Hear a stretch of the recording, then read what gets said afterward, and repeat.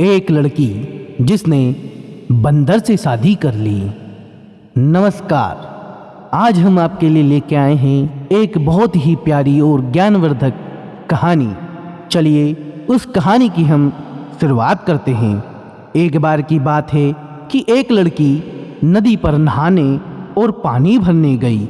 उसने नहाने के लिए अपने कपड़े उतारे, उनको किनारे पर रखा और नहाने के लिए पानी में चली गई। जब वह नहा रही थी तो वहाँ पर कहीं से एक बंदर आया। बंदर आप जानते हैं बहुत शरारती होता है।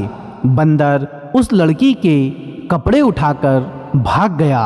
लड़की ने बंदर का पीछा किया और चिल्लाकर बोली, ओ बंदर, रुक जाओ, मेरे कपड़े वापस करो।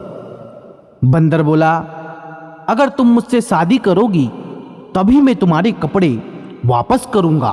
लड़की यह सुनकर हैरान रह गई। वह बोली, यह तुम क्या कह रहे हो? मैं तुमसे शादी कैसे कर सकती हूँ? मैं एक लड़की हूँ और तुम बंदर हो। बंदर बोला, ठीक है, मत करो शादी मुझसे, मैं भी तुम्हारे कपड़े नहीं दूंगा। लड़की बेचारी यह सुनकर बहुत परेशान हुई, पर वह कुछ कर नहीं सकती थी। आखिर थक हार कर वह उस बंदर से शादी करने को तैयार हो गई। शादी करने के बाद वह बंदर उसको अपने घर ले गया। जब बंदर उस लड़की को अपने घर ले जा रहा था तो रास्ते में उस लड़की ने बंदर से पूछा, तुम मुझे खिलाओगे क्या? बंदर बोला, मैं तुम्हारे लिए लोगों के खेत से चावल चुरा कर लाऊंगा, वही तुमको खिलाऊंगा।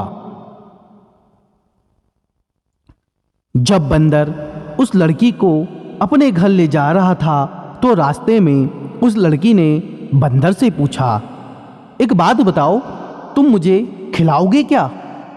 बंदर बोला, मैं तुम्हारे लिए लोगों के खेत से चावल चुरा कर लाऊंगा और वही चावल तुमको खिलाऊंगा। इस तरह वह लड़की बंदर के साथ रहने लगी। बंदर उस लड़की के लिए लोगों के खेतों से मक्का और चावल चुरा कर लाता था। वह उसी को पकाती थी और खाती थी। वह लड़की उस बंदर के साथ रहती जरूर थी, पर वह हमेशा यही सोचती रहती थी कि किस तरह वह बंदर के घर से भाग जाए। बंधुओं, एक दिन जब उसका बंदर पति बाहर गया हुआ था तो उसने उसकी बूढ़ी माँ को, जो कि उसी घर में रहती थी, मार दिया। उसने उसकी खाल निकाल ली और खुद को उसको पहनकर बैठ गई। जब बंदर घर वापस आया तो उसने माँ को देखा और पूछा, माँ, मेरी पत्नी कहाँ है? उसकी पत्नी, जो उसकी माँ बनी बैठी थी, बोली, बेटा, मुझे क्या मालूम तेरी पत्नी कहाँ है, कहीं भाग गई होगी। यह सुनकर बंदर पति बहुत गुस्सा हुआ और बोला, तुमको नहीं पता कि मेरी पत्नी कहाँ भाग गई?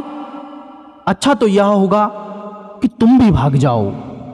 और उसने उसको डंडे से कई बार पीटा। लड़की यह सुनकर बहुत खुश हुई और बोली, ठीक है, यदि तुम मुझे इस घर में नहीं देखना चाहते तो मैं अभी इस घर से चली जाती हूँ। और यह कहकर वह लड़की जितनी तेजी से भाग सकती थी उतनी तेज वहाँ से भाग निकली। भागते भागते वह अपने भाइयों के घर आ पहुँची और सारा हाल उसने अपने भाइयों को बताया। यह सब सुनकर उसके भाई भी बहुत गुस्सा हुए और बहन के बंदर पति को मारने के लिए अपनी बंदूक निकालकर घर से निकल पड़े। पर वह बंदर पति उनको कहीं नहीं मिला तो वो उसको बिना मारे ही वापस लौट आए। कुछ दिनों बाद उस लड़की के घर बच्चा हुआ। भैया, अब था वहाँ बंदर का बच्चा तो बंदर ही पैदा होगा ना। लड़की के भाइयों को अपनी बहन का यह बंदर बच्चा फूटी आंख भी नहीं भाता था। लड़की के भाई उस बच्चे को मारना चाहते थे, मगर माँ तो माँ होती है, वह अपने बच्चे को कैसे मारने देती। इसलिए वह उनको उसे मारने नहीं देती है। धीरे धीरे वह बंदर का बच्चा बड़ा हो गया। एक दिन उसकी माँ बोली कि बेटा, अब तू बड़ा हो गया है, तुझे जंगल चले जाना चाहिए और अपने पिता के पास रहना चाहिए। यह सुनकर वह बंदर बच्चा जंगल चल दिया।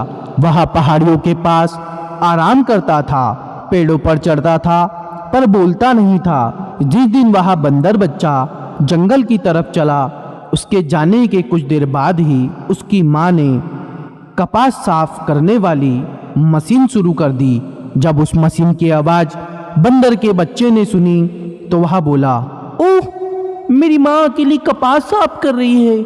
यह सोचकर वह बहुत दुखी हो गया और तुरंत ही घर की तरफ दौड़ चला। बंदर बच्चे की माँ को भी अपने बेटे की बहुत याद आ रही थी, पर वह अपने भाइयों के डर से अपने बंदर बच्चे को साथ रखने से डरती थी। सो जब उसका बेटा घर आया तो वह उसको देखकर बहुत खुश हुई, पर फिर जंगल भेजने पर मजबूर हो गई। अगले दिन उसने फिर बंदर बच्चे को जंगल भेज दिया और उसने उस दिन के बाद कभी कपास साफ करने वाली मशीन नहीं चलाई। सो बंदर का बच्चा भी जब पेड़ पर चढ़ा तो उसे आवाज़ नहीं सुनाई दी और फिर वह हमेशा के लिए जंगल की तरफ चला गया। बंधुओं, यह कहानी थी एक बंदर और उस लड़की की।